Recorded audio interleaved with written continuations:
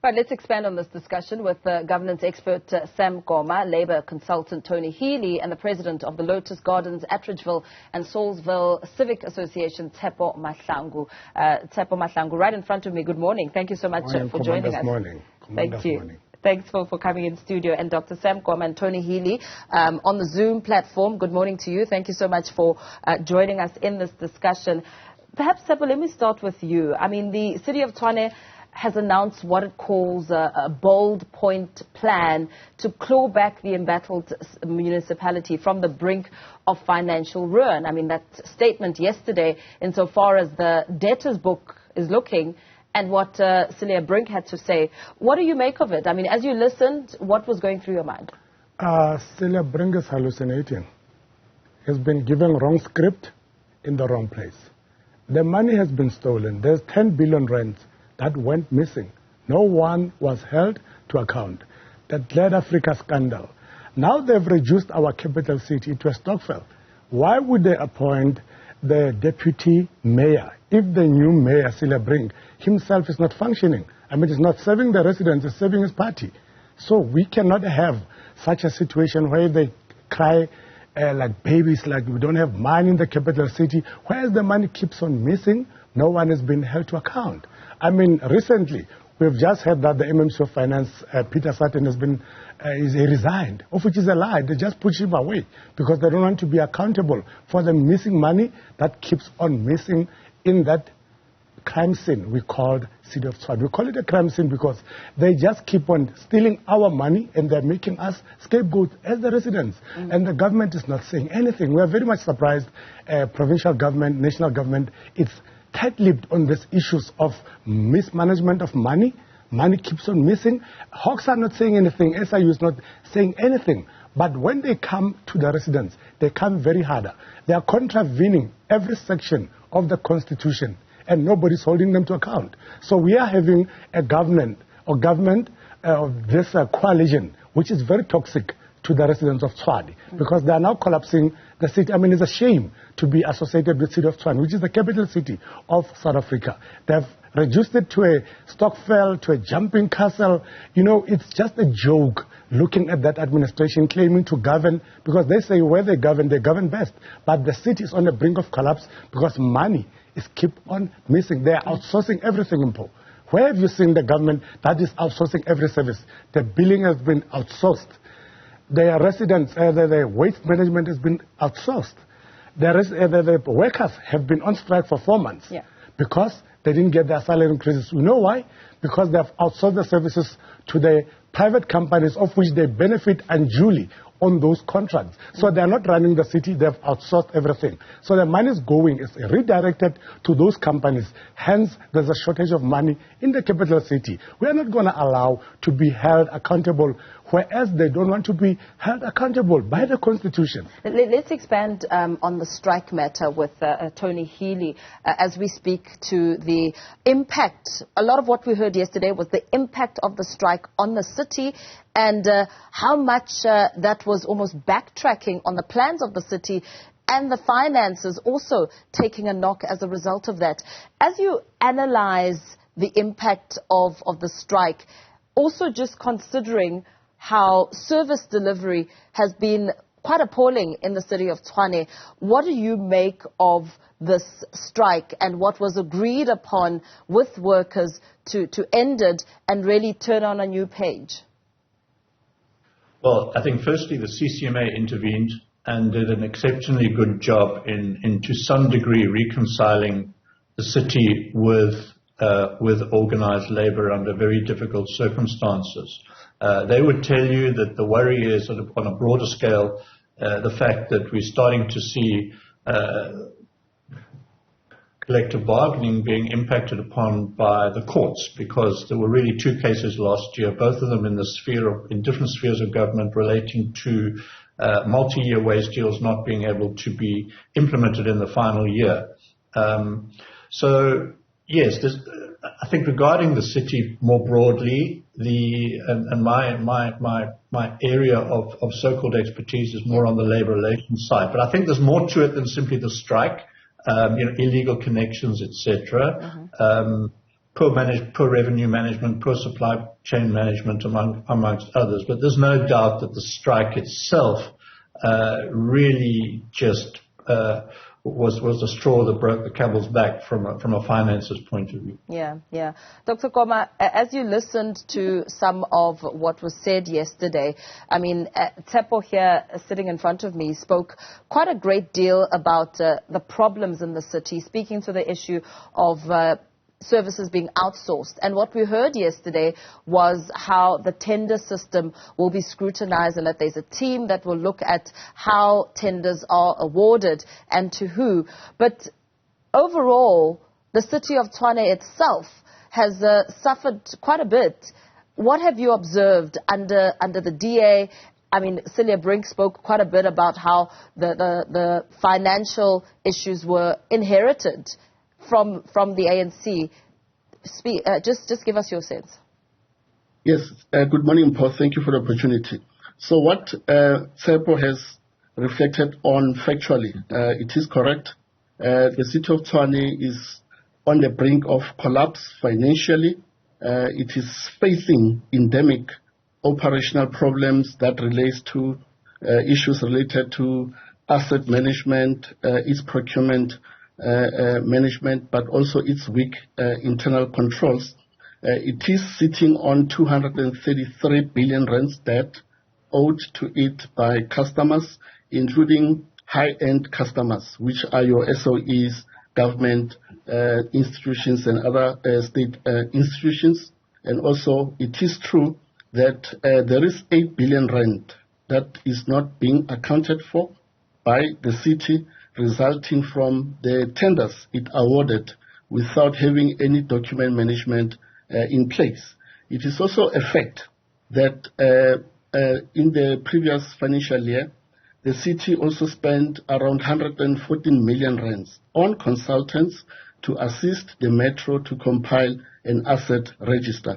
And this is what also Mayor Cilliers Brink touched on yesterday, the issue around the weaknesses of the city in respect to asset management and also ability to do proper property valuations. But also in the last MFMA audit outcomes report, the Auditor General, Ms. Zakani Maluleke, also released the report, and the city of Tshwane obtained an adverse audit opinion, meaning the financial statements it submitted were not based only on any information that is reliable, not supported by any supporting documents, and also lacks credibility. So this is what the current political leadership is grappling with. But the good thing is that he announced a turnaround strategy to turn around the situation, but also putting some deliverables and timelines, because he says within 6 months, if we are able as a city to chase this debt that is owed to us, we should be able to get a bigger chunk of the revenue to make up for the financial losses that the city has faced in the previous years, but also to be able to deliver on the crucial basic services that are entitled to by the citizens. So it remains to be seen on how they will be able to fully and successfully implement the turnaround strategy that they announced yesterday. Yeah. Tshepo, some of the deliverables included rolling out with more intensity the Tshwane Yatima project, and that in itself touched on some angles, especially looking at disconnecting illegal connections. And he spoke a lot about the culture of non-payment by community members, saying that in itself needs to change. And also a little bit about the billing issues within this project. What do you think it will take to change the culture of non-payment? I mean, on one end, residents are frustrated that no services are being delivered, but that doesn't mean that services should not be paid, because the only way to get this engine going is if residents are forking out the money. Thank you very much again. We are on record saying, and I'm still saying, you cannot consume and not pay. We know that we have to pay water that we consume from rainwater, electricity from Eskom. That is a fact. Who's not paying? There is a lot of informal settlements which are not audited, which are flooded by undocumented illegal immigrants who are actually tapping into our equitable share budget. There is an equitable share policy where they need to actually spend this budget wisely to those who cannot afford, which are indigents. The definition of indigent is somebody who's extremely and very poor, but they don't take that into consideration. The embassies in Tshwane, according to your data's book, are owing the municipality. The municipality itself, intra-department, are owing themselves. Why, when they disconnect, they don't start with Tshwane House? Why don't they go to those DF Malan Pakistani-owned shops? They know very well what I'm talking about. The buildings that are hijacked by these undocumented foreigners are not audited. They don't even audit themselves because they own some buildings. In Waterkloof, they've turned those businesses into B&Bs. We know that, but they're just turning a blind eye because there's an element of criminality within the city. And these political parties, as last Tshwane Parliament, we are a non-political civic association. We don't want to be dragged into their political arena or gallery because it's very toxic. They are wrestling for power. Everybody wants to be seen doing something, but all of them, they're not doing anything about this issue. So Tshwane, they're just obsessed with this toxic exercise. Why, Mpo? What are they hoping to achieve? They want to collect revenue. On the other side, they disconnect people. At some point, they will be encouraging people to tamper. And it's going to be a long, ongoing thing, which is not going to be solved. If they had agreed to meet with us when Cilliers Brink accepted his mayorship, we wouldn't be here because we provide them with sound solution to say, here is the model, here is the template, the correct template to govern the city. We cannot have many parties, multi-party, doing the wrong thing while we are here. I mean, they are contravening some constitutional clauses. Hence, can I read this one? Yes, sir. They are violating IDP. Section 152, which is the objects of the local government. Section 152, subsection 1E, it says to encourage the involvement of communities and community organizations in the matters of local government. That is a violation. They are not actually looking into this clause. They just do things willy-nilly. And section 152, subsection 1A, it says to provide democratic and accountable government for local communities. They are not doing it. While section B says to ensure the provision of services to communities in a sustainable manner. There's stage 6 load shedding. You introduce Tshwane. In December, they block cards of indigents. People are waiting to be approved as indigents in Tshwane. I'm talking about 70,000. Listen, this one is very much disappointing. We've got 600,000 indigents in Tshwane alone. They registered 147,000 indigents. There is a list of 70,000 indigents which was supposed to go to council last year in March. They keep on ducking and diving. You know why? They have sneaked in 2,500 people who are not supposed to be in that list. And they agreed, they acknowledged that indeed we are not supposed to put those 2,500 people, and they are disconnecting them instead of assisting them. So they are not there to assist the residents, they are there to punish the residents because we've got solutions, we've got constitution, they don't want to regard this, they are disregarding this, nobody's saying anything. Hence we are here, we are saying we want a roundtable conversation to resolve because we want a city that works for the residents, that ignites with excellence, not with corruption. Let me bring in Tony. As you listen to what Tshepo's had to say about the disputes that and complaints that the residents have that affect, of course, the overall performance of the city, as well as the management at the helm, the employer, employee and resident relation, how do you see it working out for the betterment of the city of Tshwane from a Labour perspective?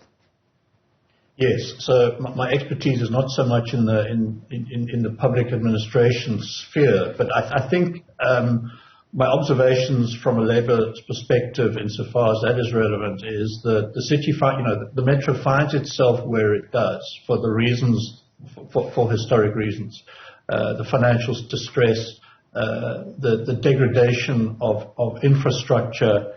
Those are the facts. The immense debt. Those are the facts. And I think in any given circumstance like that, decisions, uncomfortable and unpopular decisions, have to be made to show some degree of fiscal discipline and to manage within the very difficult constraints that Mayor Brink and his team find themselves in. Rather than pontificating over how you got there, you've got to find a way of digging your way out of it. And that's not going to be easy. I mean, I think he was brave to acknowledge, to confront these things. He's one of the very few mayors in the country to actually do so. And tell it like it is and make, I think, unpopular decisions. Yes, as Tshepo rightly says, that must take place within the context of consultation with local civics and the like. But, any which way you slice this cake, there are very difficult decisions that have to be made. And also, Mayor Brink also commented on the fact that they're going to be gunning for, residences that are not demarcated correctly, for example, paying taxes on agricultural categorized land when it isn't agricultural categorized land and the like. So, yes, I can understand frustration from Tshepo and those that he represents, but these are not easy challenges. It's an extraordinary, stressful situation, and it requires extraordinary solutions. Yeah. And in rounding up this discussion, Dr. Koma, we heard Mayor Brink saying that he believes that his plan will succeed because he's got a new permanent CFO, that there's new management, and so far as revenue and supply chain management is concerned, the strike is behind them, and also, he understands that the financial rescue is possible because political leadership is unified and behind this goal. What do you think of that? Yes, so, of course, institutionally, they are beefing up the capacity of the city in terms of acquisition of these senior officials in the different ranks. That's a positive development. But I think Tshepo has a point, and I like the fact that he was able to cite some of the constitutional prescripts that governs local government. And this is the point we always emphasize. The issue of meaningful engagement between municipalities and local communities. Municipalities cannot continue to impose solutions on residents. There is a need for municipalities to create the space, in this instance the metro, invite all the key stakeholders as part of collectively working towards finding sustainable solutions to this serious operational and financial problem facing the city. The issue of indigence, for example, how to accommodate this segment of the population of Tshwane, and also the middle class, and also the other key role players that are part of the city. So through that process, the city will be able to, I think, succeed in terms of implementing its turnaround plan. Yeah, very well. Thank you so much for your time. Let me thank you all, gentlemen, for joining us on this discussion. That, of course, was governance expert Sam Koma, Labour consultant Tony Healy, and in front of me here, the president of the Lotus Gardens, Atteridgeville and Saulsville Civic Association, Tshepo Mahlangu. Thank you so much for your time.